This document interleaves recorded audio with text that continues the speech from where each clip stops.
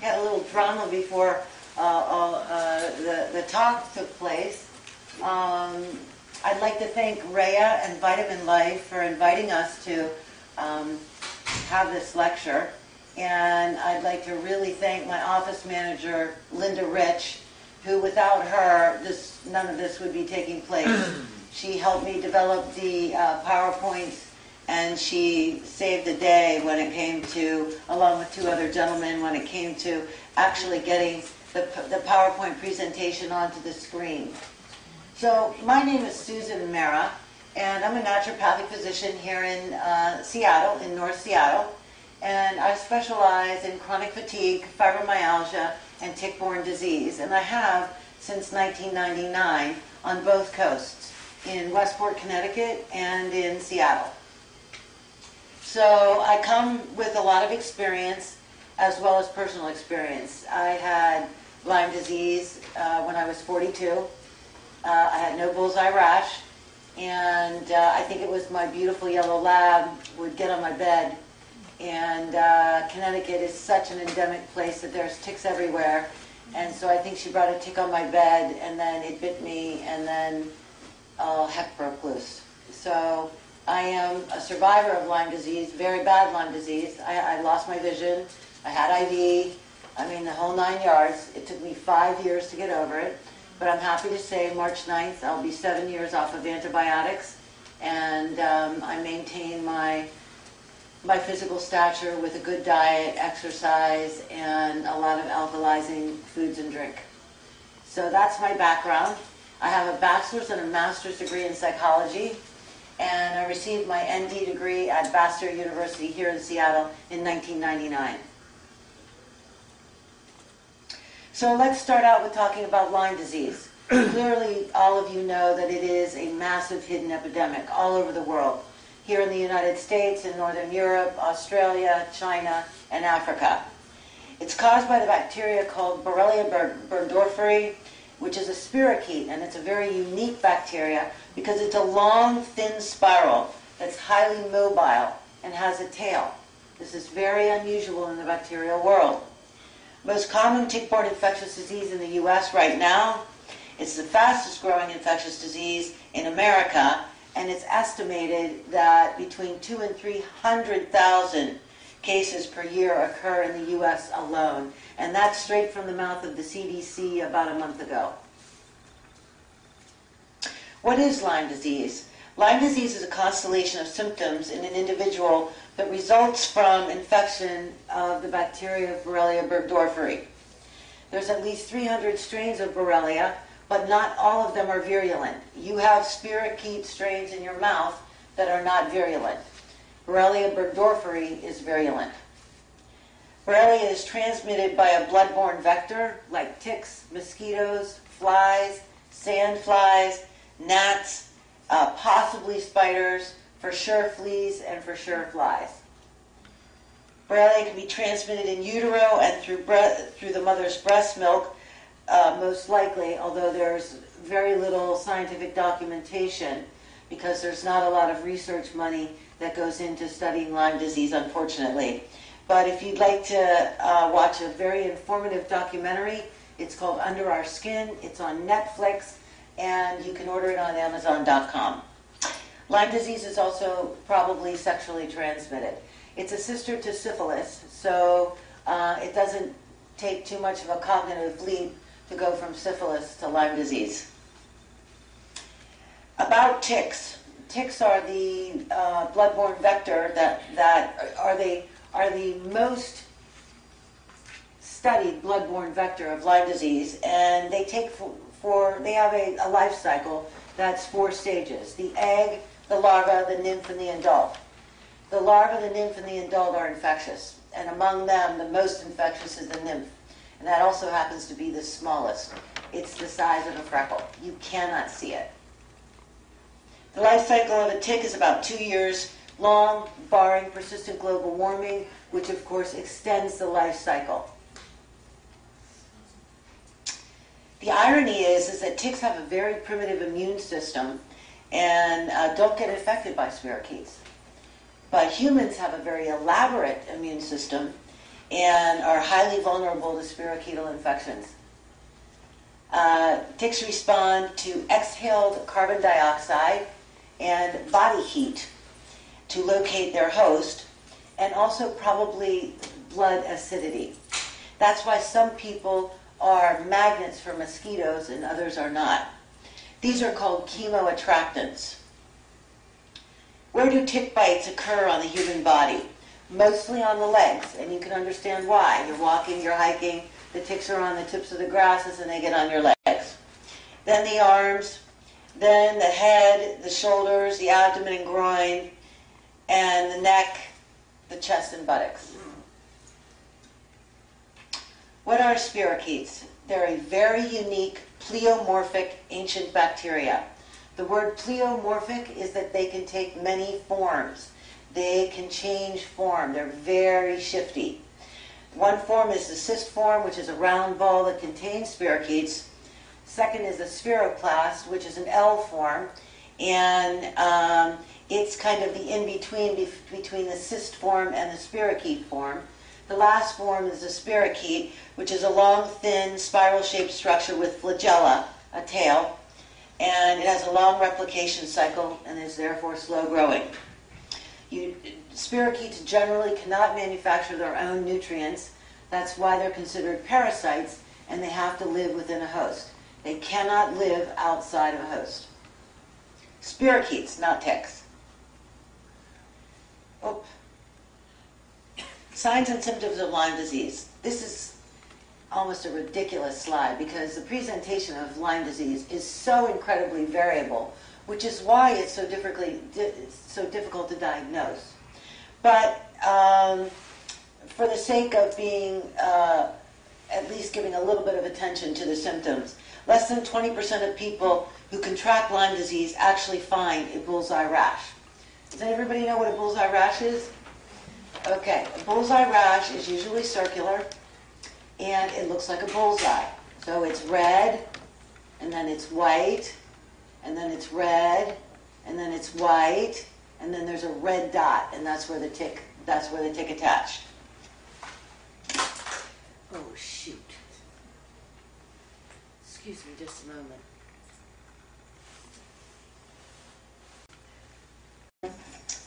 So less than 20% of people who contract Lyme disease ever develop a bullseye rash.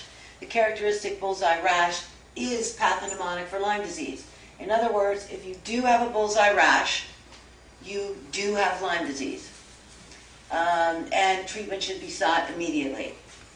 Lyme disease is characterized by a high fever lasting several days that can reoccur, extreme debilitating fatigue with flu-like symptoms, migraine headaches, neck pain, severe migratory joint pain. That's also a hallmark. It's migratory. So it's here, and then it's here, and then it's here. It's moving around. Loss of memory, mood irritability, muscle stiffness, abdominal pain, and diarrhea and constipation. But the list goes on and on and on and on and on and on and on. Bell's palsy, multiple chemical sensitivities, trigeminal nerve problems, sensory motor problems, slowed processing, Alzheimer's disease, Parkinson's disease. I mean, the list just goes on. Why is there such variability in symptom expression between patients? Well, this is probably due to many factors, which include the spirochetal load delivered to the host at the time of the bite, the virulence of the spirochetal strain that the host got infected with, the genetic makeup of the host and the length of time exposed to the spirochete, the strength of the host immune system at the time of the bite, and how many other infections are within the host, secondary and co-infections. And the secondary infections include strep, Epstein-Barr, cytomegalovirus, human herpes virus 6, pneumonia,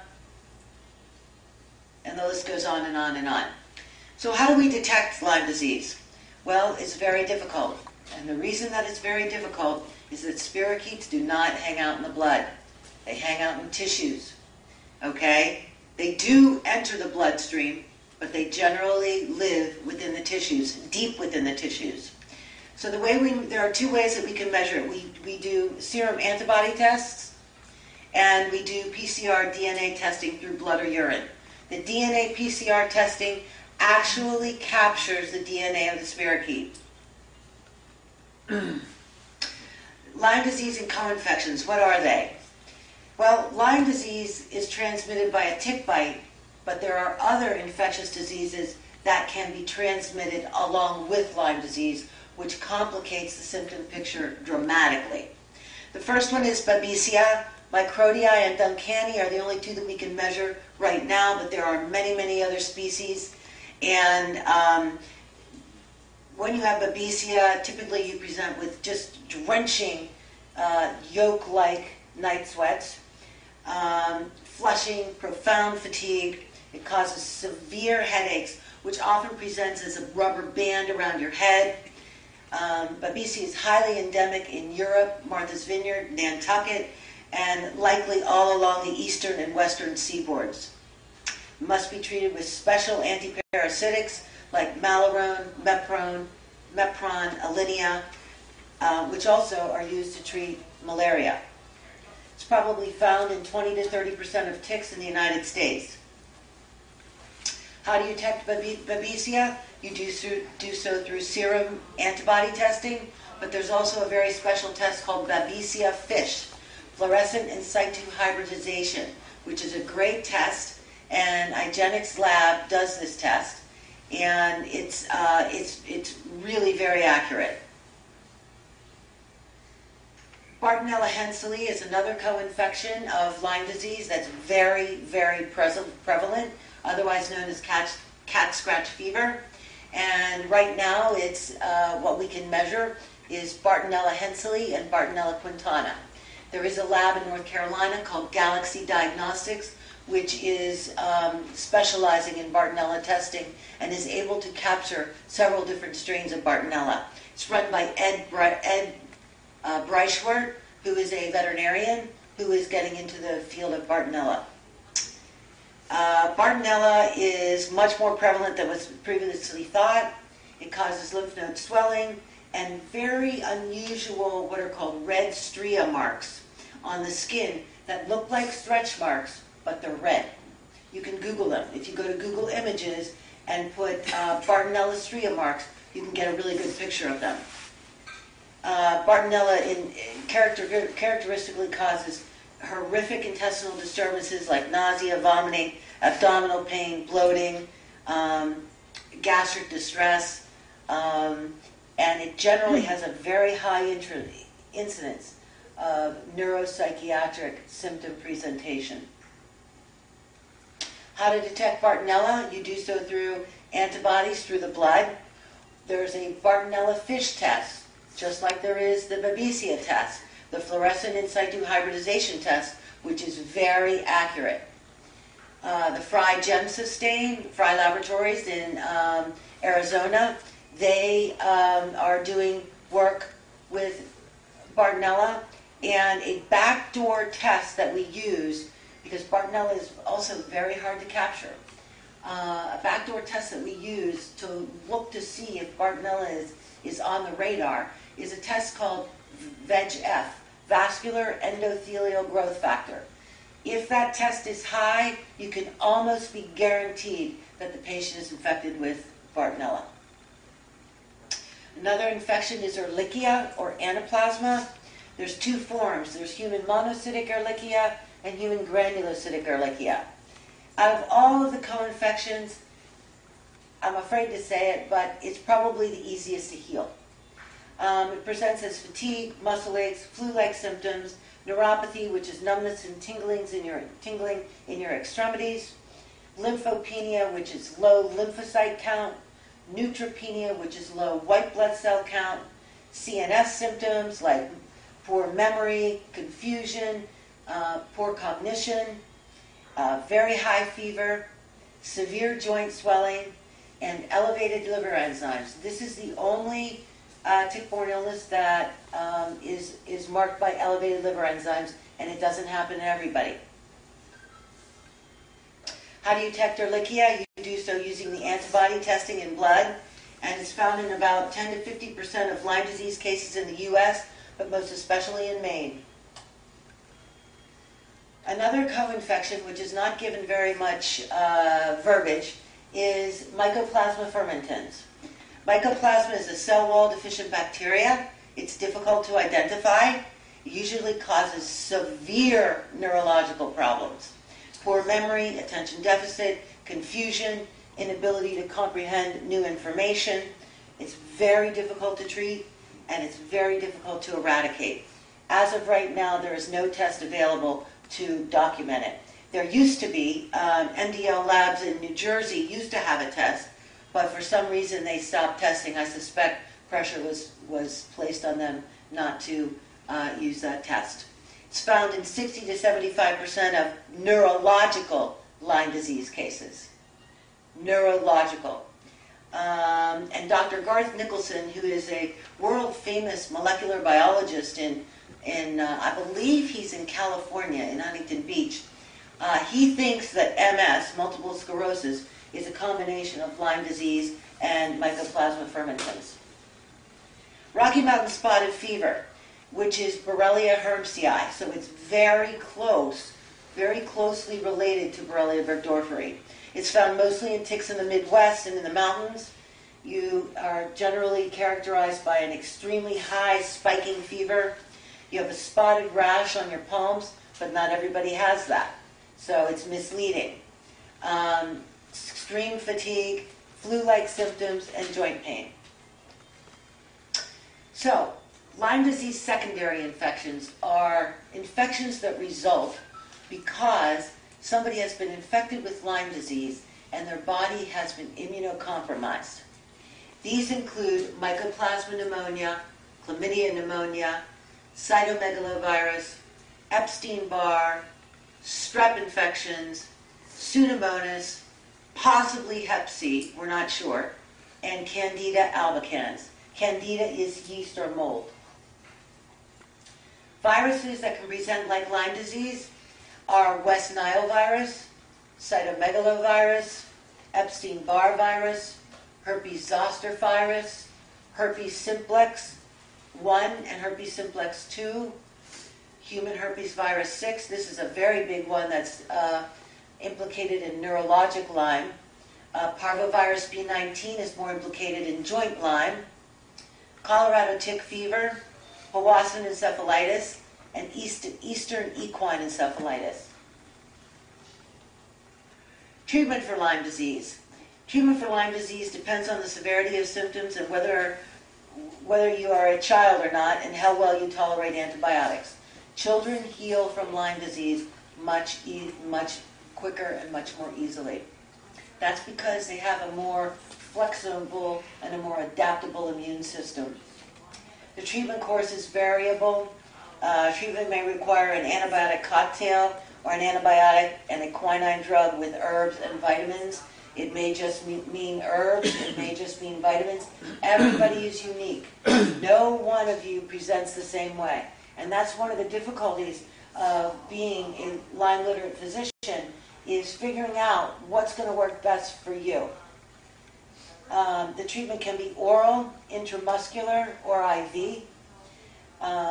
If the treatment is initiated early in the disease, it's far more effective, and this is very, very, very well documented in the scientific literature, as well as observed by many clinicians as myself. And patients might consider using a combination of traditional medicine as well as alternative medicine techniques to treat the disease. You also need to simultaneously treat for yeast when treating Lyme disease. They go hand in hand. Very rarely do you see a Lyme disease case where you don't also see Candida. You can do so, you can treat Candida by using a pulse therapy of antifungals. You can rotate antibiotics with antifungals. You can use antibiotics, antifungals simultaneously with herbs. You need to monitor liver enzymes and a CBC. And you should use a lot of probiotics of many different strains, Bifido, Lactobacillus, and Saccharomyces, to support the gut. The transmission rate of Borrelia, a study showed that there was 100% transmission rate if the tick was attached for 3 days. Dr. Jones, who is my mentor, who is probably the world's leading pediatric Lyme specialist, he's going to be 85 on March 14th and still practices full-time.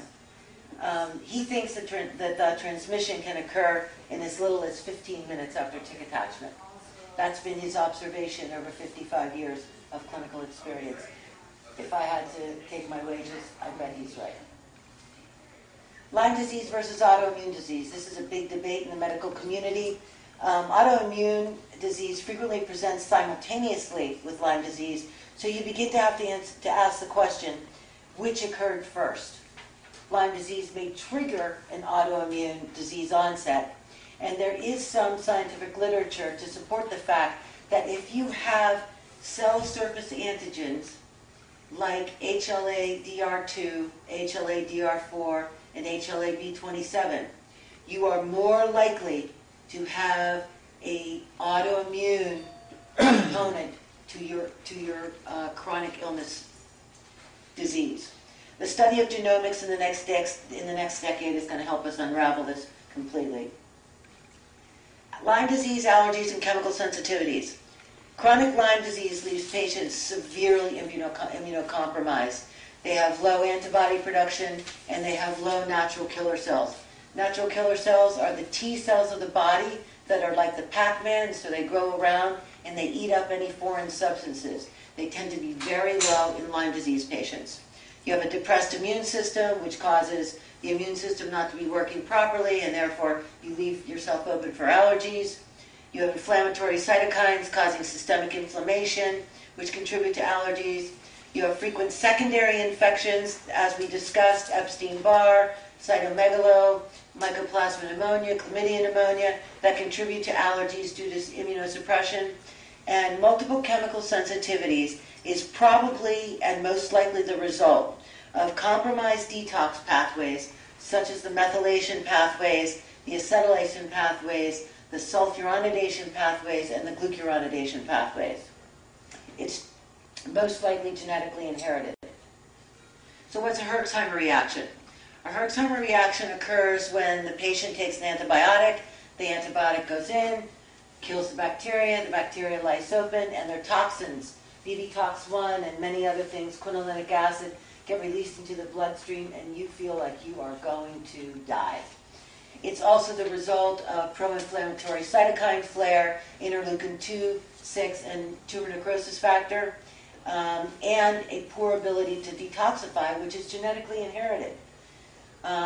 It's characterized by moderate to severe symptom flares lasting days to weeks. Combination therapy for Lyme disease treatment can include antibiotics, herbs, vitamins, and the most important thing is how you dose somebody on these things, whether it's herbs, vitamins, or antibiotics. Age, immune system status, presence of co-infections, diet. Probably the most effective treatment strategy is the rotation and pulsing of all of these things, okay? Because you want to keep the spirochetes on their toes because they adapt very quickly. They're very smart. And generally you need to train with a Lyme literate physician to learn how to do this because this is tricky. Lyme disease and co-infections are treatable and can be managed. Cure can occur, although not in every case. Generally, quality of life is enhanced with treatment, and return to function can occur. However, treatment may take several years, depending on how long that patient has been infected with the disease. Integrated and individually tailored treatment is likely the most efficacious route for treatment, and that's because special attention to individual needs, diet, and genetic differences are some of the keys to getting well from Lyme disease and co-infections. The most important things that patients can do is compliance, persistence, perseverance are the backbone to managing and curing this disease. There's no textbook cases. Everybody has to be treated as an individual. And thank you for your attention. That's going to end the first part of my talk. So if you want to get up, use the ladies' room, and grab a drink of water, please do so. That NDs can do. You talked about several ways of approaching treating patients. one of them being antibiotics. I have a Can you DEA prescribe license, antibiotics? yes. Syringes can prescribe antibiotics in Washington. Oh, yeah, we do IV. I see. Oh, okay. Yeah. I mean, I have to get this thing on. Can you hear me? Is this on? I think you need to turn yours on. Is this on? No. It's not on. Yeah, it is. Go ahead. Is it on now? Yeah. Okay. All right. So, again, I've been practicing Lyme disease since 1999, and I've worked with both Charles Ray Jones, who's the world-leading pediatric Lyme disease specialist, and Dr. Richard Horowitz, who is probably one of the leading adult Lyme specialists, and he recently wrote a book, Why Am I Not Getting Better? And it hit the New York Times bestseller list. You can get it on Amazon.com. It's fabulous. So Lyme disease and co-infections are the fastest growing infectious diseases in the United States at the rate of about 200,000 or 300,000 new cases per year, and the number of real cases is probably 10 times that number. In a conversation I had with Joe Burrascano less than a month ago, he told me that there's probably 15 million people in the United States that are infected with Lyme disease. That is a lot of people, okay? And that includes Borrelia burgdorferi, Babesia, Ehrlichia, Bartonella, Mycoplasma, Rocky Mountain spotted fever, and Q fever. And there are a number of other strange ones like tularemia, Powassan encephalitis that I didn't add just because they're so rare. These pathogens again can be transmitted by dog ticks, black-legged ticks, lone star ticks, mosquitoes, possibly spiders. For sure we know now, fleas, possibly lice, and possibly gnats. Suspicious symptoms should be questioned, and thorough diagnostic workup should be done. And the three laboratories that I use the most are IGeneX, which is a Lyme disease specialty laboratory, and they've been doing it for more than 20 years. Medical Diagnostics Laboratory in New Jersey, Immunosciences, Fry Laboratories in Arizona, Clongen Laboratories in New Jersey, and the new Galaxy Laboratories in North Carolina that are beginning to look at Bartonella species. Adjuvant specialty laboratories include Chemex, Great Smokies, and Neuroscience Labs. As I said before, Lyme disease patients are also highly susceptible to fungal infections due to immunosuppression, and there's a variety of different Candida species, not just albicans, that are involved in this, and I've listed them. I don't want to go through them because I can hardly even pronounce them, but I just wanted you to get an idea of what's involved here. And the naturopathic treatment for fungal infections is the use of caprylic acid, berberine, garlic, pal d'arco, digestive enzymes, oil of oregano, and Candex. Now, you're going to ask me, well, how do I know? Well, herein lies where the experience of the practitioner is critical to figure out which antifungals, in which combination, for how long are going to work for you. Lyme disease in Cohen patients and patients generally result in at least one of the following conditions. One is inflammation, and this happens because there's an increased production of pro-inflammatory cytokines like IL-2, IL-6, and tumor necrosis factor, and an increased production in histamine by mast cells. There's immune system suppression, and this is the result of tick saliva, containing analgesics and anticoagulations, which are both immunosuppressive. You have a decrease in the production of antibody cells or B cells.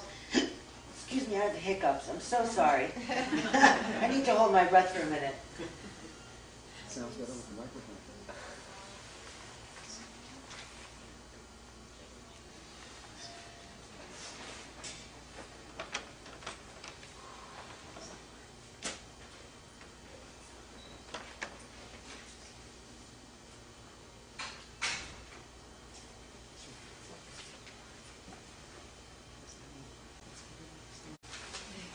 Decreased production of T cells. T cells are specialized cells made in the thymus gland, including the CD4. They are the T helper cells, and the CD8 cells, the T suppressor cells. The one that's most affected in Lyme disease is the CD57 cell, which is the natural killer cell. Autoimmune activation, increased production of autoantibodies against host tissues, the thyroid gland, connective tissue, Sjogren's disease, lupus, scleroderma, Hashimoto's thyroiditis, MS, allergies, increased fragility to mucosal tissues, nose, gastrointestinal, vagina, toxicity, release of endotoxins into the blood from lysine spirochetes and increased release of pro-inflammatory cytokines. There's an increase in the production of quinolinic acid, which is a byproduct of the tryptophan pathway, and tryptophan is one of the essential amino acids involved in mood and sleep. Oxidative stress. Oxidative stress is probably one of our biggest problems. It occurs in aging, it occurs just being alive. You have oxidative stress, but it's worse when you have an infectious disease. There's an increased production in free radicals, which are H pluses, hydrogen plus, increased production of reactive oxygen species, and increased production of nitric oxide. You have mitochondrial dysfunction. The mitochondria are organelles inside a cell. You inherit them from your mother, and there's aberrations in the electron transport chain, which then affects the production of NAD and ATP. Hormonal dysregulation. This is very, very common in Lyme disease patients. For example, I chose the thyroid endocrine system. You have aberrations at the hypothalamus level, at the level of thyroid releasing hormone, at the pituitary level, at thyroid stimulating hormone, and at the end organ at the actual thyroid, which releases T3 and T4. You also see hypercoagulation, which is, for lack of a better way of explaining it, thick blood. You have the increased production of fibrinogen and fibrin, increased production of cardiolipin, thrombin, and plasminogen activating inhibitor. Neuro-wasting we see quite a bit with central and nervous system demyelination. You have demyelination and inflammation of the cranial nerves, the sensory nerves, and the motor nerves. You have severe nutrient depletion of magnesium, glutathione, vitamin C, fatty acids, amino acids, B vitamins, and trace minerals. And everyone is different. So somebody won't have magnesium, but they'll have severe glutathione depletion. Everybody is different. Focal and systemic pain syndrome resulting from chronic inflammation. My job is to figure out which one of the previous mentioned factors are most at work in the patient and begin to unravel the disease syndrome. Generally, I begin with the assumption that systemic and local inflammation are present everywhere in an infected patient. You have to first decrease the inflammation to allow tissues to return to a normal tensile strength. This allows for proper absorption of water, micronutrients, oxygen, and antibiotics, and herbs, and vitamins.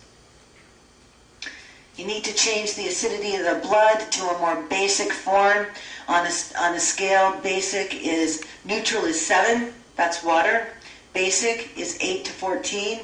Acidic is 1 to 6. You don't want to be in the acidic range because then you are allowing an internal bioterrain that is favorable for the proliferation of these bacteria. So you use alkaline foods, you use chlorophyll water. I carry it around with me. I drink it every day, all day long. And that has maintained my internal bioterrain in an alkalized state. Spirochetes are bacteria that cannot manufacture their own nutrients, so they rely on stealing nutrients from the host. They use sugar for energy, so they feed on sugars in the host. And one of the things that's really interesting is if you think about the DNA molecule, the backbone of the DNA molecule is ribose, and ribose is a sugar. So imagine what is going on at the level of your DNA when it comes to spirochetes. And that, I think, will become unraveled in the next decade or two when we begin to enter the decade of genomics.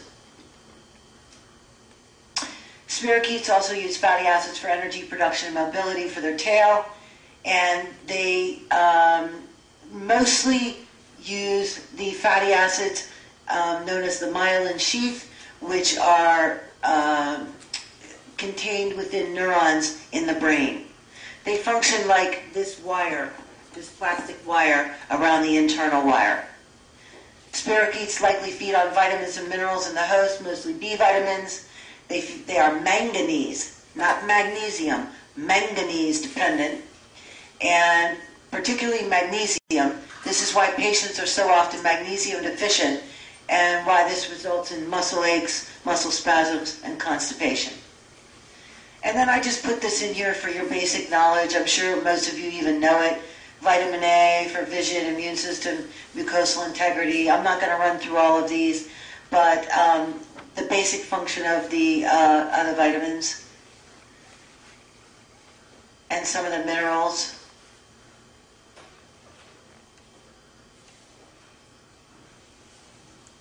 Some more minerals.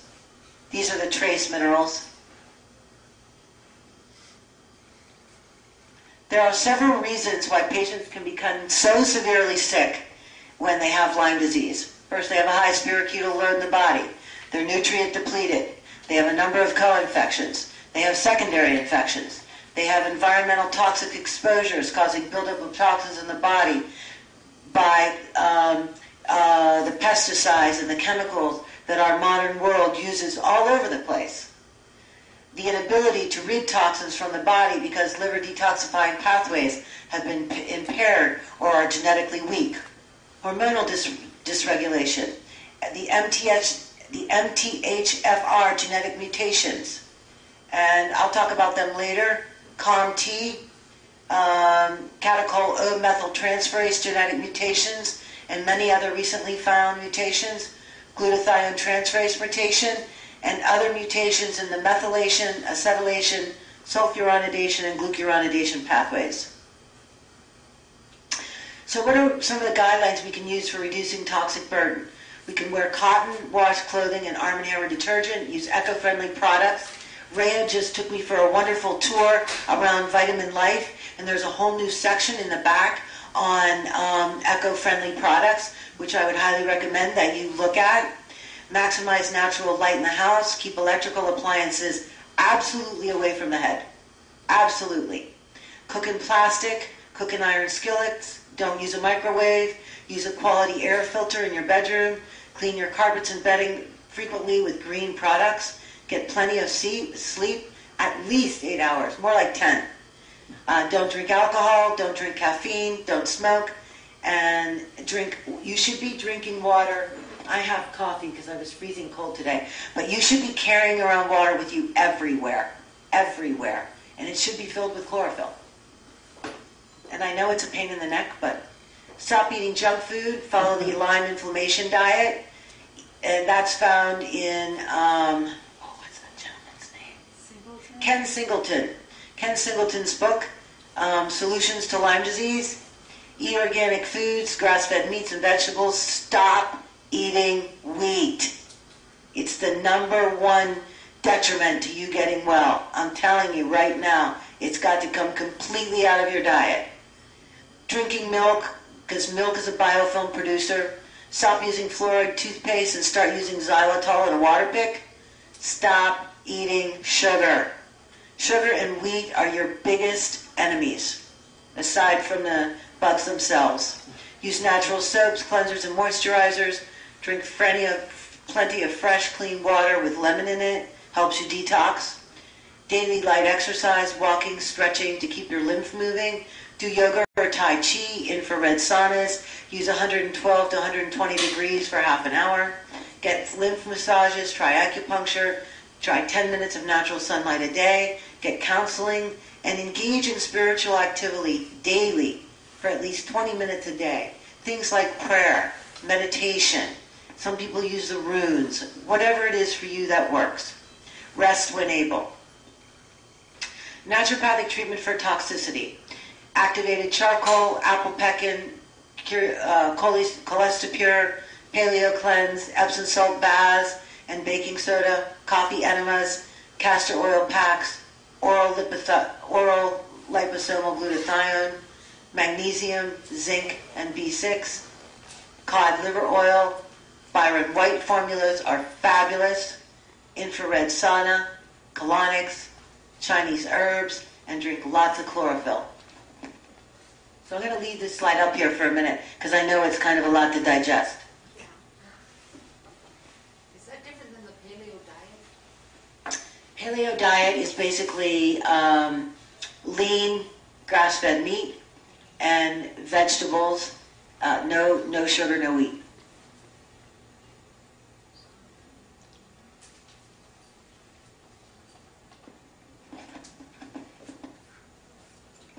The naturopathic treatments for inflammation.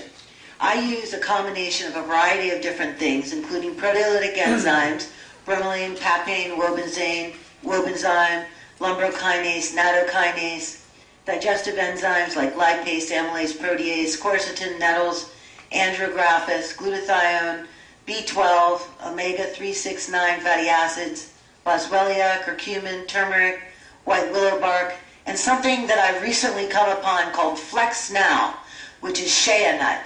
And it is working fabulously in some of my patients. I mean, really, really well. So is boswellia.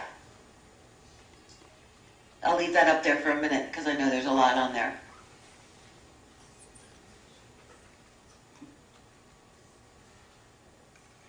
Naturopathic antivirals. Oftentimes Lyme disease has a viral component. You can use things like glycyrrhizin, monolaurin, olive leaf extract, oregano oil, banderol, selenium, vitamin A, lomatium, stephania root, barberry, resveratrol, MV. That is made by Beyond Balance, and it is fabulous. Proboost thymus extract, Lugol's, iodine. I would suggest you have your iodine levels checked before you do that, and nano and colloidal silver. I'll leave this up for a moment too.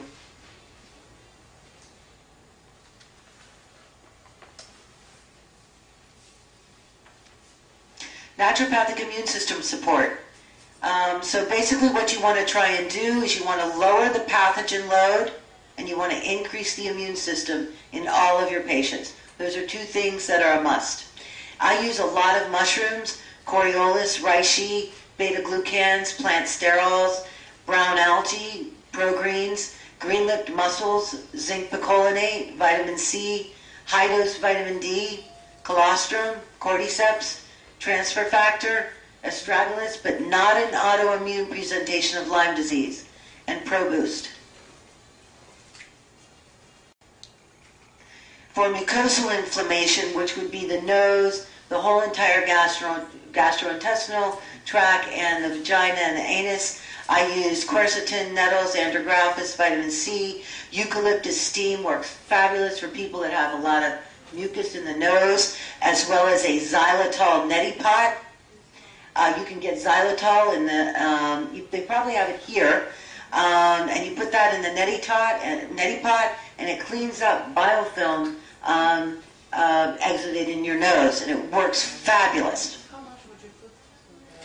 I would put 2 tablespoons of xylitol in 8 ounces of water. Boswellia, hyssop, lobelia, marshmallow, mullein, piment quan, which is a Chinese herb that works wonderfully for people who are suffering in the allergy season. QC nasal spray, which is basically quercetin. It's made by Thorne, and the xylitol neti pot. You use the xylitol spray, the nose spray? You can use that too. Yep. I brush my teeth with xylitol to prevent biofilm formation or plaque on my teeth. So that's helpful there too. Naturopathic treatment for oxidative stress. Everyone has this. Lyme disease patients have it worse. You use high-dose vitamin C, high-dose vitamin D, A, E, glutathione.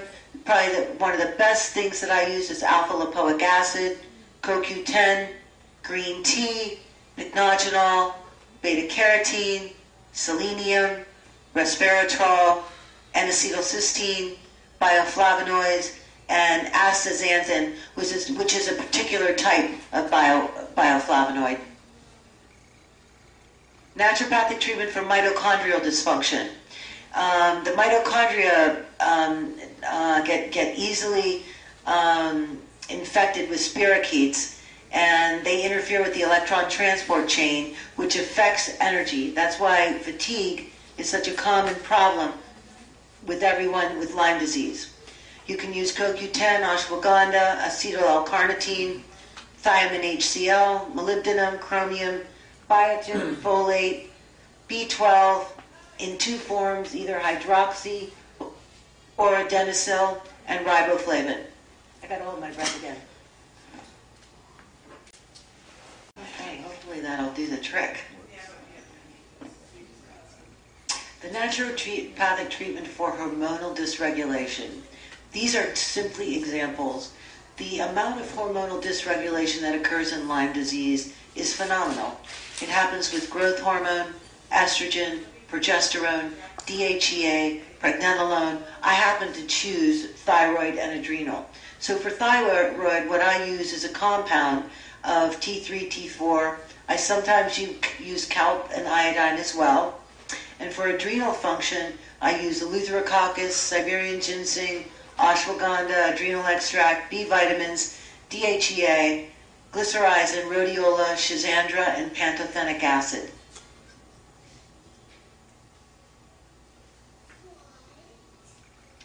For hypercoagulation. Okay, so what is hypercoagulation? This is where I need to use the board. All right, so that you get a good understanding of what's going on here. This is a vessel in a Lyme patient's body, and blood is flowing this way, okay?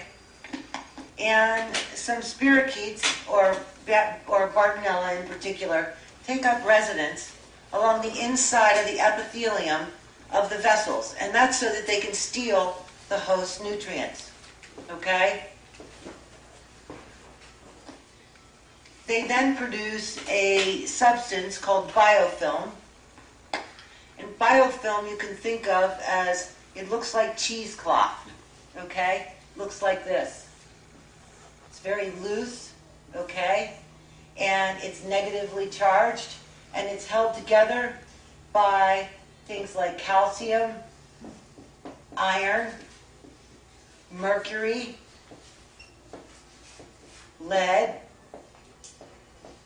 Okay, so that's what this is made of.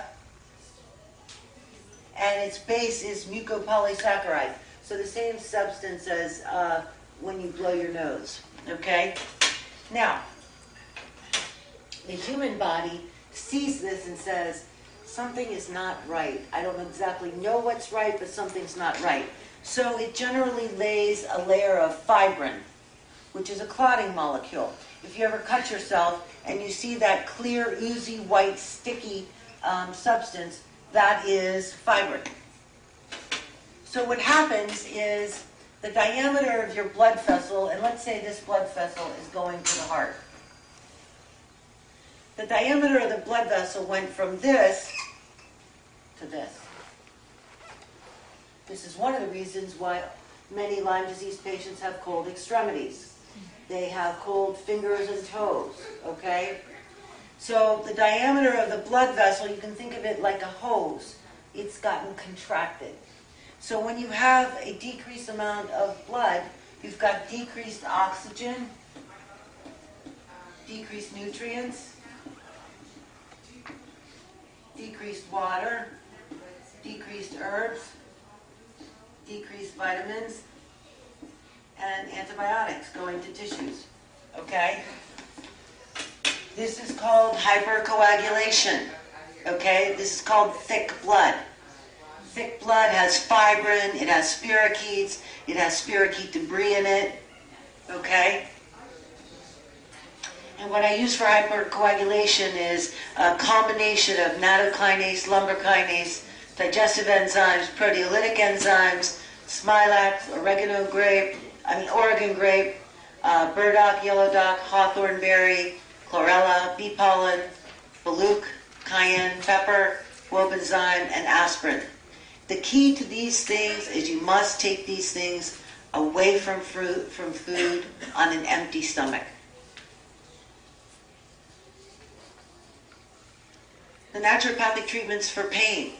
Pain is often caused in Lyme disease by the secretion of pro-inflammatory cytokines, and things like boswellia, curcumin, bromelain, white willow bark, citrus bioflavonoids, ginger, papain, trypsin, rosemary, arnica, shea nut, and MSM are useful. In women, they definitely should be tested for estrogen and progesterone. If you have decreased estrogen and progesterone, you will have elevated pain levels, given. The naturopathic treatments for Lyme disease, I just gave you a few because it would have taken me 4 or 5 or 6 slides. Samenta, Kumanda, Banderol, Andrographis, Japanese knotweed, Stephania root, artemisinin, teasel root, sarsaparilla, chlorella, garlic, berberine. The Byron White formulas are fabulous, and the Beyond Balance formulas are fabulous. Naturopathic treatment for Herxheimer reactions, Benadryl, quercetin, nettles, andrographis, chlorella, modafinil, which is brown algae, apple pectin, butyrate enemas, bentonite clay, activated charcoal, warm lemon water, and Epsom salt baths with baking soda. Lyme disease and co-infections and their specific herbs. For babesia, you can use artemisia or artemisinin, and you can use the Byron White formulas ABAB and the Natural Balance herbs BAB1 and BAB2. For Bartonella, you can use resveratrol, and you can use Byron White A-Bart or Natural Balance BAR1 and BAR2. For Ehrlichia, you can either use colchicum or astragalus, but you have to do this very, very, very carefully. For Rocky Mountain Spotted Fever, you can use the Byron White formula RMSF, and for Mycoplasma, you can use the Byron White formula A-Myco. Byron White formulas work really, really well. So let's get into the brain issues of Lyme disease. Let me just check the time, see how we're doing. Okay. I want to leave some time for you all to ask questions. So I apologize. Am I going too fast? Can you keep up? It's going to be on your website. It will be within 6 weeks. So that's okay for me. Okay, all right. I apologize for that. But, all right, the naturopathic treatment for migraines. Migraine headaches has to do with vasoconstriction, has to do with that VEGF I was talking about. You oftentimes see that in Bartonella, and it also has to do with the hypercoagulation because not enough blood flow is getting through your blood vessels of the brain. You can use magnesium, B2, feverfew, 5-HTP, CoQ10, B12, cayenne, ginger. Ginkgo biloba is really helpful, and vitamin D. The idea is to vasodilate the vessels. One of the best ways to do this is to take a hot shower. The naturopathic treatment for attention deficit disorder, and that goes for both children and adults. It's more complicated in children, but essential fatty acids, L-carnitine, magnesium, zinc, B vitamins, evening primrose, phosphorylated B6, and thiamine. For MS, we oftentimes use a combination of calcium, evening primrose, fish oil, magnesium, thiamine, niacin, vitamin D, ginkgo, vitamin E, bioflavonoids, antioxidants, and lipids. At this point, you should start to begin to see somewhat of a familiarity, okay? Everybody has oxidative stress. Everybody has inflammation. And that goes no matter if you have Lyme, Ehrlichia, Bartonella, those two things all of you have. Lyme disease, unfortunately, often affects sleep. For proper immune function, the average person requires 8 hours of sleep. I advise my patients that they need 10 hours of restful sleep. And the natural sleep aids that you can use are GABA, 5-HTP, valerian root, hops, yams. Theanine works fabulous. Magnesium, chamomile, lithium orotate, fresh lavender, kava kava, bitter orange, catnip, hops, and passion flower. I have some of my greatest success with a combination of GABA, 5-HTP, and theanine. That's a nice cocktail to help induce a restful sleep. Naturopathic treatment for eyes: Siphonia root, vinpocetine, vitamin C, lutein, vitamin A, B2, ginkgo, resveratrol, bee venom therapy. I have seen 2 patients get bee venom therapy whose ocular Lyme disease got better. I did not use that for mine, but I have seen it work. Beta-carotene, quercetin, B3, vitamin A, and bilberry. For Bell's palsy, B6, B12, and fatty acids. Mood lability. This is very common with Lyme disease and co-infections. Fish oil, 5-HTP, tryptophan, choline, not folic acid, folate, inositol, SAMe. SAMe stands for S-adenosylmethionine, B12, C, and lithium orotate. Lithium orotate works beautifully, but at very high doses, roughly 10 to 20 milligrams twice a day. And I'm not going to give any milligram doses other than that. I shouldn't have given you that, because then I get into I'm prescribing and you're not a patient. For anxiety, I use a combination of gabine, taurine, B6, inositol, niacin, theanine, passion flower, lavella, which is lavender, kava kava, progesterone in some cases, T3 and T4 compounded in some cases, and in some cases you need to boost the adrenal glands. So there's quite a lot of hormonal dysregulation in when you see anxiety, almost guaranteed. Cardiovascular issues, lymph rejuvenation. Oftentimes people will experience swelling in their ankles or in their wrists. You can use red root, red clover, echinacea, mullein leaf, stilangia root, southern prickly ash bark, licorice root, and poke root.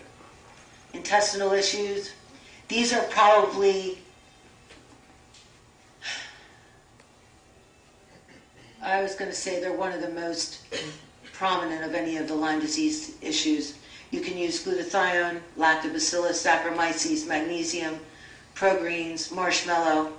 Mastica gum is great if you have gastritis. Whey protein, fructooligosaccharides, bifidobacterium, aloe, and Swedish bitters, believe it or not, are great. The naturopathic treatment for gastritis is N-acetylcysteine, vitamin C, arginine, beta-carotene, glutamine, but glutamine you need to use in super high doses, vitamin A, zinc, and mastica gum. The treatment for ulcerative colitis, butyrate enemas, fabulous. Fish oil, folate, probiotics, aloe, boswellia, DHEA, psyllium husk, calendula, chamomile. Chamomile and calendula you could do in a tea. That works great. Flaxseed, licorice, marshmallow, myrrh, yarrow, fructooligosaccharides, and multiple strains of probiotics. The treatment for parasites. This becomes a little more tricky because it's super individual. Propolis, berberine, ipecac, myrrh, anise, garlic, golden seal, Oregon grape, pumpkin seeds, artemisinin, mimosa, and black walnut. This is definitely individual though. Digestive toxin absorbers. So what happens is when we begin to kill the bacteria that's causing you distress, they release some of their endotoxins into your blood, often which end up in your GI, and you need to have a toxin binder present in order to help pull them out. And they include psyllium seed husks, apple pectin, ginger root, peppermint leaf, bentonite clay, chlorella, chlorophyll, charcoal, and zeolite. Intestinal candida. I'm not going to go through this again. I'm just going to leave that slide up because I think it's the third time I've approached it.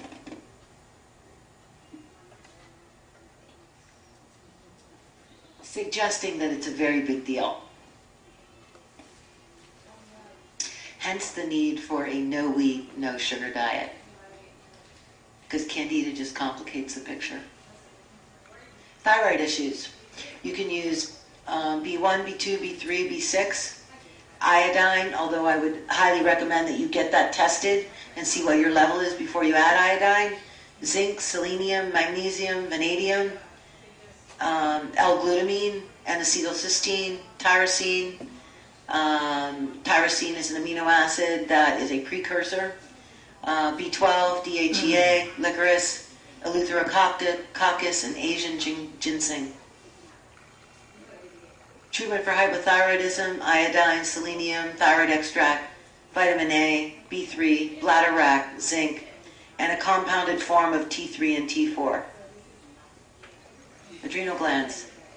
Again, C, B1, B2, B3, B6, B12, folate, zinc, copper, PABA, bioflavonoids, choline, inositol, Siberian ginseng. Ashwagandha is the one I use the most. I think it's the most effective. And I do use DHEA, but I measure it first because it's a precursor to the steroid hormones. Rhodiola and pantothenic acid, which is vitamin B5. Pantothenic acid also works very, very well. Muscle and joint issues, you can use niacin, glucosamine sulfate, chondroitin sulfate, high-dose MSM, SAMe, boswellia, curcumin, ginger, rosemary, shea nut, white willow bark, which is basically aspirin, cobroxin. Cobroxin works fabulous. You can get it on the internet. It's homeopathic cobra venom. You place it right to the joint. It's a topical cream. It works great. And you can use a combination of magnesium, emu oil, and DMSA topical lotion that you have to have compounded at a pharmacy, or hyaluronic acid. Kidney issues. A lot of times people will present with kidney stones. You can use dandelion, burdock, vitamin C, pure spring water, hydrangeas, birch bark, stone root, yarrow, red clover, parsley, marshmallow, and licorice. Liver and gallbladder, you can use dandelion, milk thistle, artichoke, lycium berry, a really great combination of Tibetan herbs called Live 52. I believe you can get that on Amazon.com. Licorice root, citrus bioflavonoids, reishi mushrooms, barberry root, coffee enemas, colon hydrotherapy, and castor oil packs. Heavy metal detox. I personally do not like to use intravenous heavy metal detox. I use, at the very last resort, I use DMSA. I mostly use lipoic acid, vitamin C, and chlorella and cilantro. They are the most, they're the softest on the body. Skin issues, borage oil, all the oils, probiotics, calendula, chamomile, witch hazel. Vitamin C cream works great. I'm sure they have a vitamin C cream here at Vitamin Life. Chickweed, oak. Vitamin D oil works fabulous. Vitamin E oil works fabulous. Oats, onion, red clover, licorice. And you have to remove the food allergens. It's really important. Get them out of your system. What are SNPs? SNPs stand for single nucleotide polymorphisms, or genetic mutations where one base pair is substituted for another. Let me show you. I did this. You can see where I was making up a gene, and the gene was ATCGA, da da da da da da da. The one substitution is T for A, okay? And actually, I did this all wrong. This is actually correct. This is wrong. This is wrong. It shouldn't be CC. It should be CG, GC, AT. I'm sorry about that. That's my fault. This should be a TA. So there's a genetic substitution.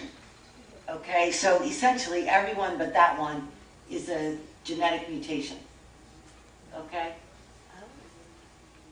Because T pairs with A and C pairs with G. They don't pair CC ever unless there's a genetic mutation. Okay? And this is important. This is important for a variety of different reasons, but mostly right now what we know of is the methyl tetrahydrofolate reductase gene and the catechol O-methyltransfer gene. This more involves the neurological presentation of Lyme disease. The MTHFR involves the methylation pathway. But these are really important genes in Lyme disease. Sorry about that slide. That is absolutely incorrect. The only one that's correct is the first one. Do you understand that? Did I explain that to you well enough to understand? Let me do it again. So, a gene is composed of nucleotide pairs, A and T and G and C. So A pairs with T and G pairs with C. So this is a correct pairing, A and T. T and T is not a correct pairing. It's a genetic mutation. C and C is not a correct pairing. This should be a G. What should this one be? Yeah, C. What should this one be? Right. What should this one be?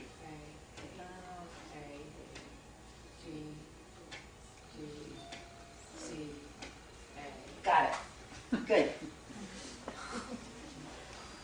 It's a quick lesson in genetics. So there's two MTHF. There's actually really more than two, but two that I really want to focus on because it's just too complicated right now for me to get into it. The C677T and the A1298C. When you have these mutations, you're oftentimes unable or have much more difficulty methylating. You have a decreased methylation which incorporates uracil into the DNA, making it difficult to repair. Uracil is an RNA nucleobase, not a DNA nucleobase. You're unable to metabolize folate properly. You have oftentimes high homocysteine levels and low S-adenosylmethionine levels. So this is just, I know this is like, wow, the numbers. So the first part is the C677T gene. If you're hetero, that means you only have one copy.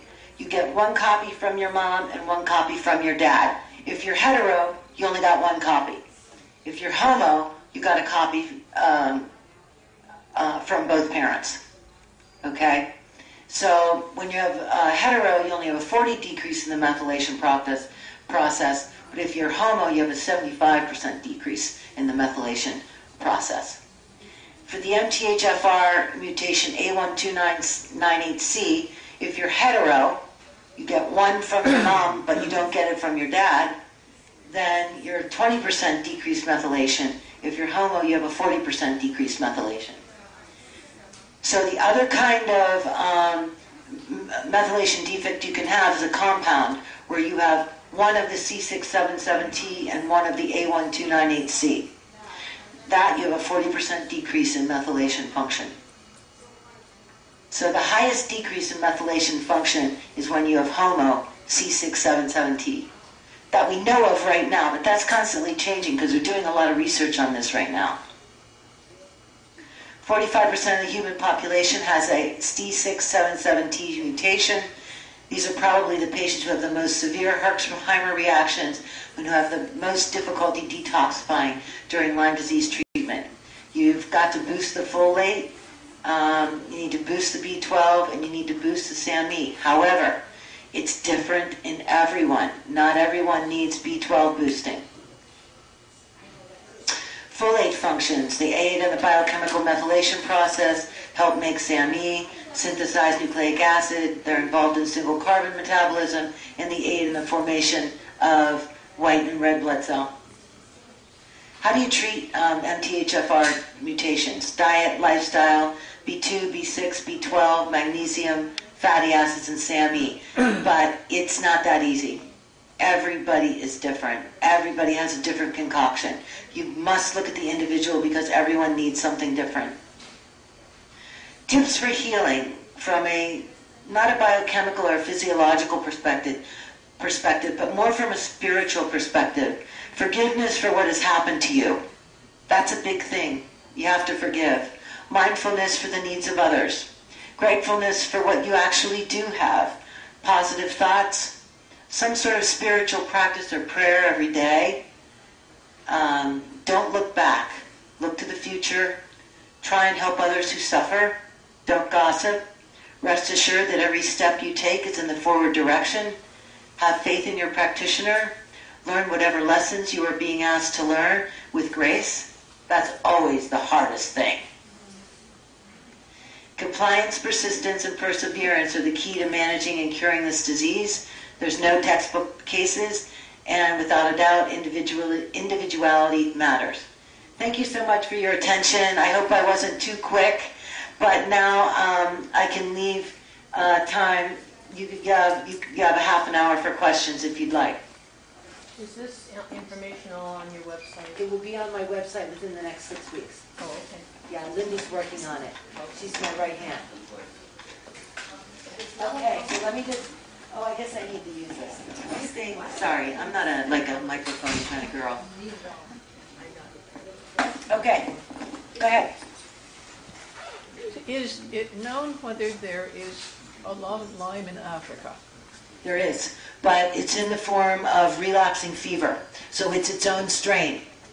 It's its own strain. There is a specialist, her name is Cecile Dejean in South Africa. Cecile, C-E-C-I-L-E, Jadin, J-A-D-I-N. She's a physician, her father was a physician, and she's the specialist in South Africa for Lyme disease. She's really great. She wrote the book, I believe it's called Beyond Fatigue. Cecile Jadin, J-A-D-I-N. Thank you. What are the differences between the European Lyme? Is there anything? Yeah, there's a huge difference. So the European Lyme is a much more neurologic Lyme, much more neurologic.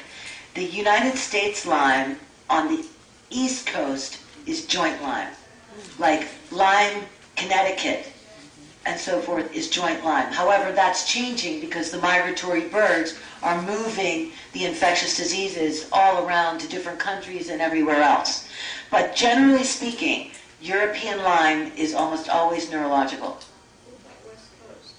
West Coast has a characteristic of being more neurologic.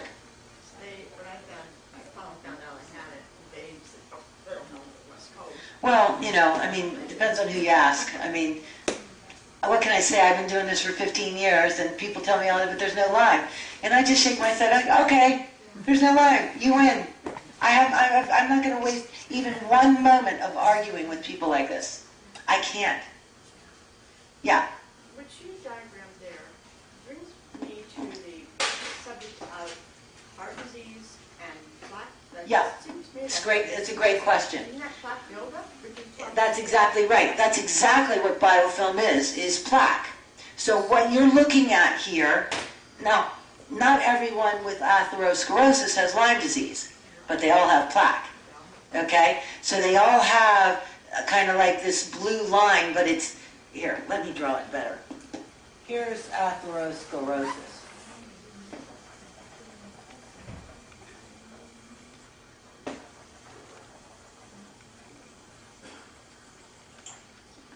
So that the diameter of the blood vessel has gone from this to this, and this is why you see increased ischemia, TIAs, and stroke. And someone who has not been diagnosed with Lyme disease could easily have something like that going on, and the doctor should just give you. There's a fabulous cardiologist in Seattle. His name is Peter Castorella, and he's really great. And he's who I refer all my cardiac Lyme patients to. His phone number is 206-205-4545. Yeah. Hi, Kristen. Hi. You mentioned the thymus gland and Yeah. cells. I've had my thymus gland removed, So your ability to make T cells is slightly reduced. Yeah. so that just makes it little bit harder. Yeah. Yeah. I'm confused about all the places Lyme can live. I hear that it lives in the joint, and now I'm hearing it lives in the vessels. I've also heard that it lives in the large intestine. It can live everywhere. It can live in your eyeball, which is where it chose to live in me. It can live in your nasal mucosa, in your nasal passage, in your brain, in your thyroid, in your synovial joint fluid, in your gastrointestinal tract, in your vagina, in your anus. It can live everywhere. And where in people, is it living, if it lives in one place, can you rule out that it's living in another place? Or No, can it live in... it can move around. That's why having a tail is so important to this bacteria. It makes it mobile. Okay. And is it visible to the naked eye? No, you have to use an electron microscope. Even if it changes form, like to a cyst form? Yeah, you have to use an electron You microscope. can't feel the cysts? No. No. So when we do coffee enema or colonics, is it visible, the biofilm, when we look what's happening? What is that we're looking for? Well, some of my patients report a milky white substance exited coming out, and I think that is biofilm, but it could also be mucosa from the gastrointestinal tract. I can't tell. They have to look at it under a microscope. That's what Steve Fry does in Arizona. He's pretty much the leading authority on tick-borne illness and biofilm formation. Yep. So when they didn't want to do any tests because they said, oh, well, I had the bullseye. But they never have tested, so can you still... Where were you? Yeah, see, in the West Coast is even 20 years behind the East Coast. So, I mean, look, I don't have the answers. I mean, I don't know why they don't know what's going on. I really don't. I don't have the answer. Very, very... Other than they choose not to look around. I think that's a lot of what's going on. And if you watch the documentary Under Our Skin, you can see why. I would highly, highly recommend that you watch that documentary. It's on the internet? It's on Netflix, and I believe you can purchase it on Amazon.com. Hi, Terry. Hi, can you tell me a little bit how genetically that your daughters can have Lyme if you have Lyme? I mean, how does it... Okay, so in all fairness to everybody in this room, when someone is talking, can we please be quiet? Because I can't hear a thing that she's saying, and that's not fair. Can you repeat your question? Okay. When, say, a mother has Lyme and it goes down to the daughter, Yeah, and of course it doesn't show up till years Right. later, yeah. how is that? Okay, so there's not a lot of literature on this. It's clinical observation, but there's a lot of clinical observation. Lyme disease it crosses the placenta. So that's why when one of my moms gets pregnant and I need to see if the baby's had it, I do a test for cord blood where we take samples from 3 different places along the cord and we look for DNA. The reason that it doesn't always present in the child is probably the level or the amount of spirochete that the child inherited is not high enough to the threshold yet to cause symptoms until they get to puberty or until they get to age 4, and then you begin to see autistic symptoms and cognition and so forth come. Cognitive problems show up. OCD, attention deficit, slowed cognitive processing, things like that. That's all related to gestational exposure to Lyme disease. I shouldn't say all. Let me rephrase that. Oftentimes, that is related to gestational exposure to Lyme disease. Go ahead. When is it generally agreed Lyme disease made its presence? When is generally Lyme? When did Lyme disease first present itself? That's a really complicated question. There was a mummy found in the Italian Alps that dated back to 5,000 years ago, where they did DNA PCR testing on this individual, and they found spirochetes. Now, whether or not those spirochetes were pathogenic remains to be discovered. It became a really big problem here in the 1970s in Lyme, Connecticut. And that's probably because, there remains debate about this, but that's probably because after the Second World War, the United States brought a bunch of Germans who were interested in doing biowarfare to an island called Plum Island, which is off of Long Island. And some ticks got out, and Plum Island to Lyme, Connecticut is not very far. And some ticks got out, and that's where the first epidemic was, is Lyme, Connecticut. Now, whether or not that really happened, I can't say for sure, but I suspect some of that story is true. But I think that I think there's some hype around this as well. I don't believe that everybody is out to kill me.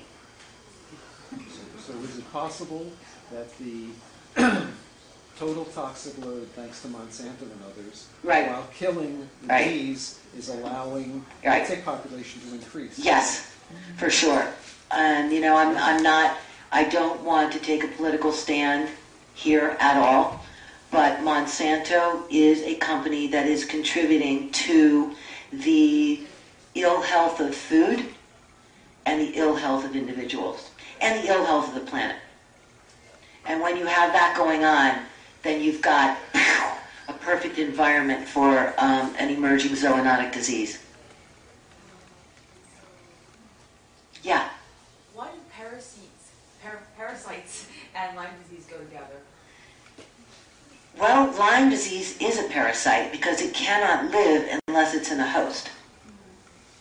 Spirochetes are parasites. So bacteria can be parasites? Yeah. Like Oh, yeah. Not all bacteria? Correct. Okay. Only spirochetes. Yeah, that's correct. Only spirochetes. Well, I mean, among the things that I'm talking about, spirochetes, Babesia is also a parasite. Ehrlichia is not. Rocky Mountain spotted fever is not. Q fever is not. Mycoplasma pneumonia is not. So, I mean, Babesia and Lyme are the two real parasites. Comparing to tapeworms or this type of... Correct. Yeah. Go ahead. When there are issues with the thyroid, is that where it probably settled in the thyroid? Yeah. And the reason it settles there is that the thyroid gland is a highly vascular gland. So it gets a lot of blood flow. And there are a lot of nutrients in the thyroid gland because it's highly metabolically active. If you were a parasite and you wanted to steal nutrients from a host, where would you go? To the thyroid gland. Excuse me. Yep. So if someone has Graves' disease, could that Yeah. have been caused by? Oh, yeah. And then if somebody gets their thyroid removed, bring for iodine, like that happened to me 20 years ago. Yeah. So it killed off my thyroid. So does that mean that I had Lyme? Did it go someplace else? Yeah, probably. So it's not in my thyroid anymore, but it started out in my thyroid. Yeah. Yeah. Yeah. What's the name of that documentary? Under Our Skin by Andy Abramson. Yep. You've named a tremendous wealth of resources and some resource people. Who do you know among these resource people who is doing the most to include direct monitoring, such as kinesiology of any kind? I don't know the answer to that question because I don't do kinesiology in my office. Mm-hmm. So I can't really answer that question. I really don't know the answer to that, and I'm sorry. We as practitioners choose the sorts of tools that we want to use, and some people have chosen kinesiology. So, sure. I think I'm up to question 6, aren't I? It's okay. So let's assume that a patient has come to you and you've elicited that this person has Lyme disease and 7 or 8 or 9 symptoms that go along with it. Yeah. Leaving that aside for the moment, I'd like to ask a pragmatic question. You showed a slide for each one of the conditions, the diseases. and you showed these massive cocktails of Yeah. what does this person do? Sit 24/7 taking stuff? Um, How do you make cocktails that you test them on? Do you give them your own mixtures?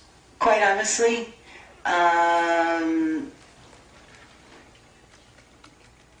that comes from a lot of clinical experience and watching Dr. Jones.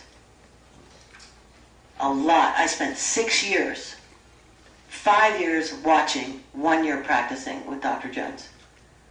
So I spent a lot of time watching, okay, we see this, and because he sees the worst of the worst of the worst of the worst. I mean, the worst. I would say he and Joe Jemsek they're the end of the line. Joe Jemsek is an infectious disease specialist in Washington, D.C., who I send my very, very severe neurological patients to. Yeah. You mentioned a Lyme inflammation diet, but I didn't get the... Lyme Inflammation Diet by Ken Singleton. You can get that on Amazon.com.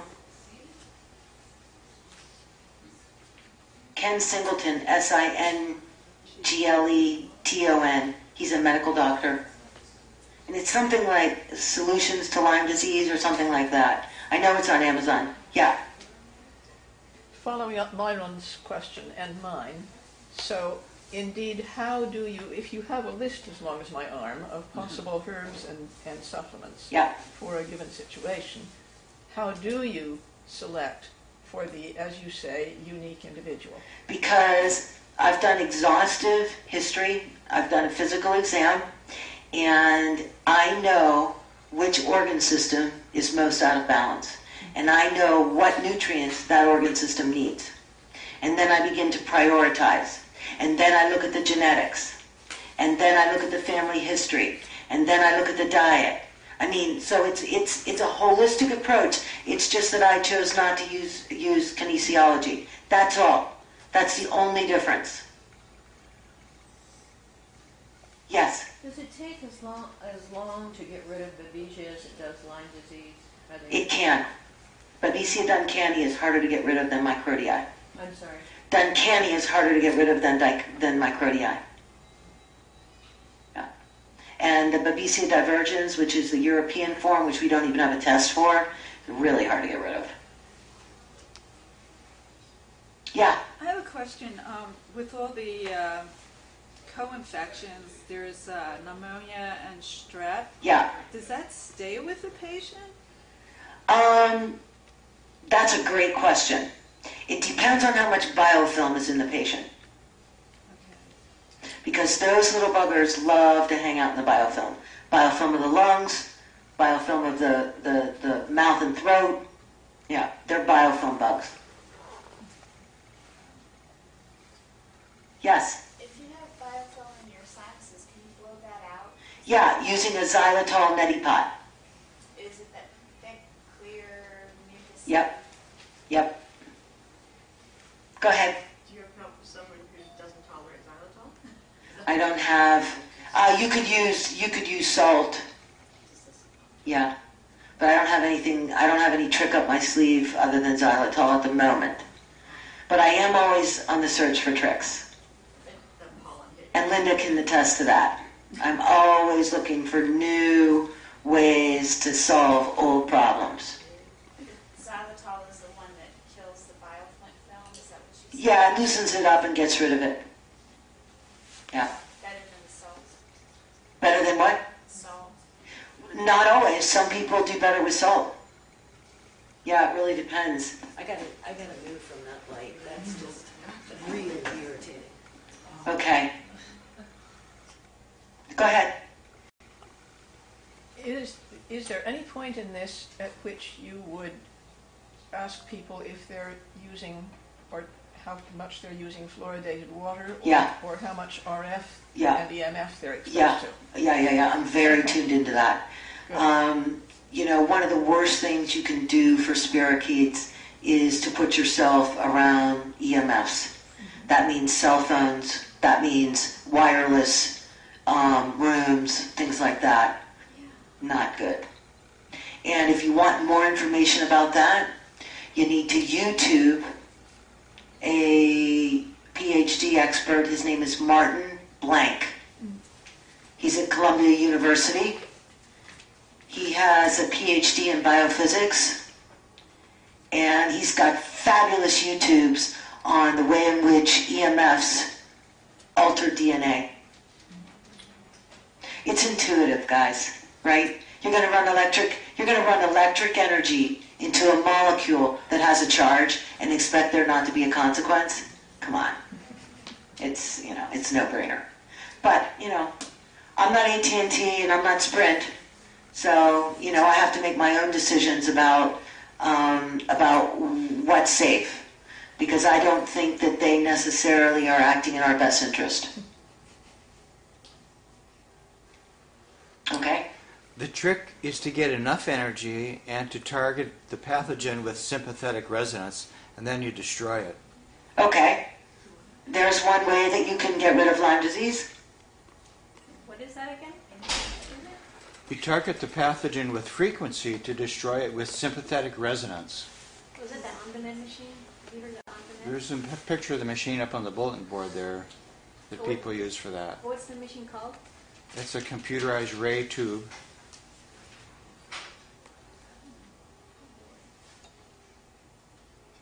Does anybody else have any other questions? Yeah. I just wanted to say that you were so right on. Having had it, I have been through the whole gamut. Yeah. At every one of those points, every month there's something new. Yeah. I'm working with a naturopathic doctor who has had Lyme disease and really had problems. And so she's now well, and last year also, she's helped me tremendously. Yeah. But it's just every month there's something new. Yeah. I mean, you've got the thyroid, you've got the tummy, you've got eyes, you've got everything. Yeah. Yeah. And it just keeps going. So I'm hoping there'll be some time it'll calm in. I think there will be. First is this RSD. Yeah. First is the RSD getting joint pain after I broke my wrist. Yeah. They were right in there. Yeah. Thank you so much. Does anybody have any other questions? Is melatonin helpful? Yeah, melatonin is part of it. A what? It wasn't on your list. Oh, it's because I forgot it. Oh.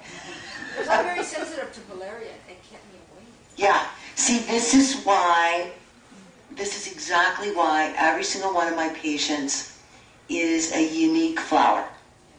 And they're very sensitive, and I have to use special concoctions in a special order, with a special dose, with a special everything. And I use melatonin a lot, in high doses, for people with sleep disorder. But in other people, they can't handle it, because it screws up their circadian rhythm. So you have to be really careful. Is there any water filter that takes all the fluoride out? Not to my knowledge. Do you do a pre-filter then, or how do you get it all out? I don't. I have a Brita filter. Yeah. And then you take supplements to take the rest of the fluoride out of your body? No, I don't. There is a limit to how much I do, because I don't want this to take over my life.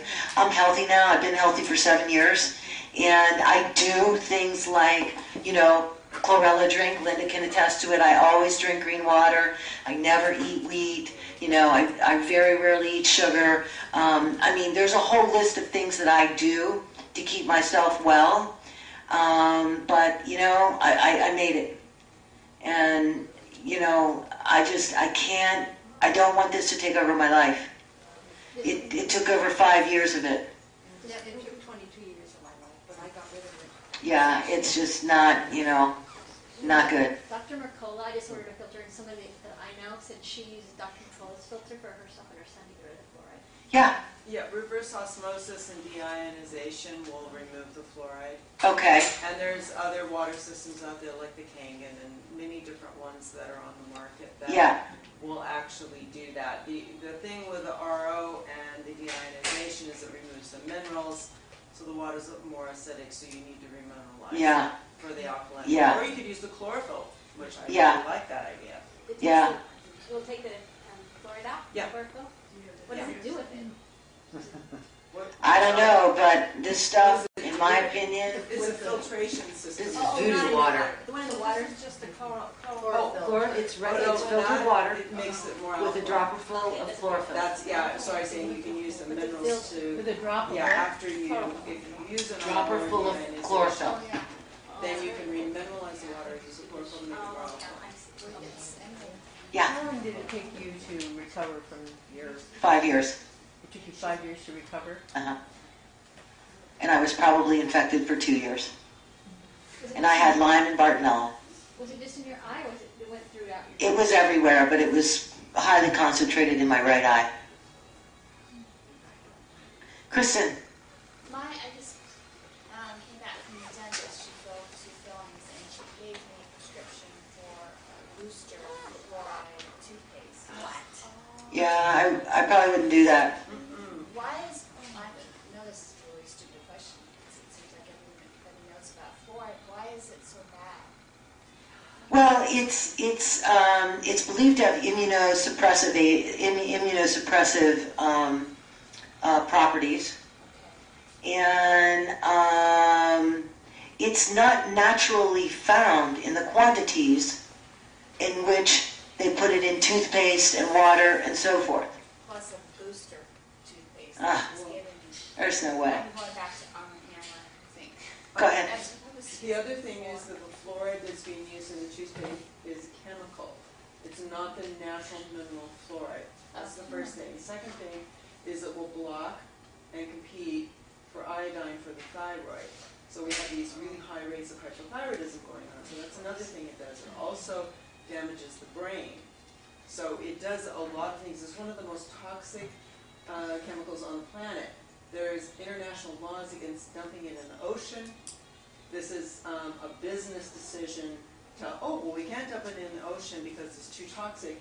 But hey, there was one guy who made, said that because this one small community had high natural fluoride mineral, that they didn't have a high incident of tooth decay. There hasn't been really any substantial research supporting that. But of course the industries, the aluminum, the glass, the bricklaying industry, that has to get rid of it, said, what an opportunity. Let's put it in the water. This is America. I wasn't aware that it displaced iodine. Yeah. That's huge. Yeah. That's big, big, big, big. Europe, they don't fluoridate like they do here. Yeah. Well, they don't do a lot of things that we do. I know. Yes, only in America. Yeah. Even the spring, if you order spring water, you have to put it through a filter. I don't know because I don't order spring water. I would have it tested, first of all. Well, because there's so much, the aquifers are contaminated with pesticides, herbicides, fungicides, heavy metals. So you don't, just because it's coming from the ground doesn't mean it's pure. Right. So that defeats the purpose of what I got. Unfortunately. Go ahead. As far as the treatments, do you always prescribe antibiotics? No. No, there's a lot of my patients that are on herbs. There's a lot of my patients that are on herbs and vitamins and pulsed regimens of them. So no, not everybody. Do you use homeopathic antibiotics? No, I do not use homeopathy. You don't think it's just because it's something you decide not to do, or? Yeah, it was something I decided not to do. I had to, you cannot be good at everything, and if you think you can, you got another thing coming. And why don't you do work with insurance? The reason I don't work with insurance is because when I do, my name is more in front of them. And when I'm more in front of them, I get in trouble. Insurance companies. So I've chosen to stay completely away from them. And that's really helped a lot. So most Lyme literate doctors, the Lyme literate well-trained doctors, they don't take insurance. because we're too much in front of the insurance face and they just... Well, and they also, the insurance companies deny your claims. Yeah. I was seeing an infectious disease doctor. Yeah. Lyme, they say it's investigated, all the treatment Right. they had with him was investigated in there. Right. Shooting down. Yeah, they basically say that we are not legitimate physicians and that we're practicing quackery and all this stuff. So I just choose to look the other way.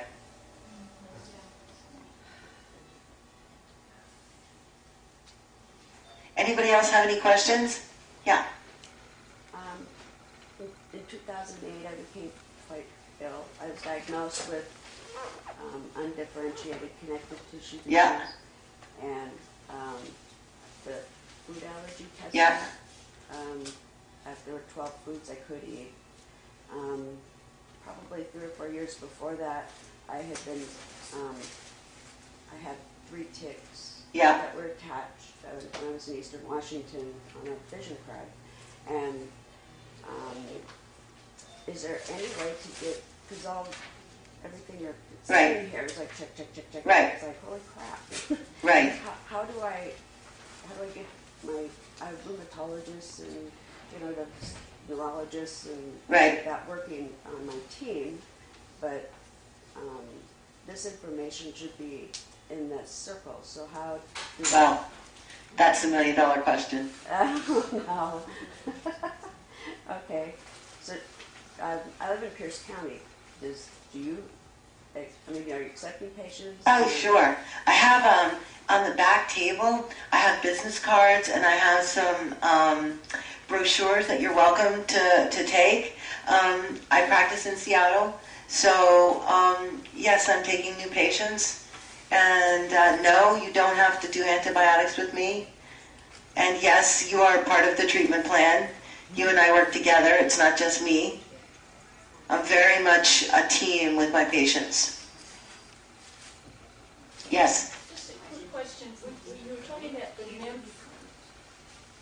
nymph stage Yes. of the tick. Yes. Very tiny. What color is it?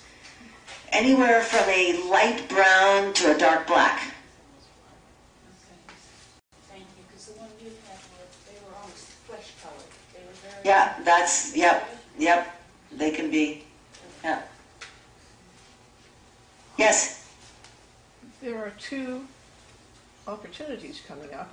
If people are interested about RF, there is an effort to get the Washington Department of Health and the school system for the state to recognize RF hazards and not require Wi-Fi in all the schools. That'd be great. And if people are interested in that, I should pass around a sign-up sheet or something, because March 3rd is the deadline to get comment out. Yeah, why don't you do that? Why don't you do, if you can. And the other thing is You should put up a thing up here. I'm sure Rhea would help you facilitate that. I should do that. And also March 17th, there is an international expert on fluoride speaking at Town Hall Seattle. Oh, excellent. That's a really good thing to know about. So I'll put out an email sign-up sheet for people who want that. Excellent. Thank you for that. Thank you. Those are 2 important things. Alrighty. Well, I want to thank you all for coming on a Saturday afternoon to hear about Lyme disease. I wish you well on your journey. And if you'd like to take some things on the back table, please do so. And have a wonderful afternoon. Thank you so much. Thank you.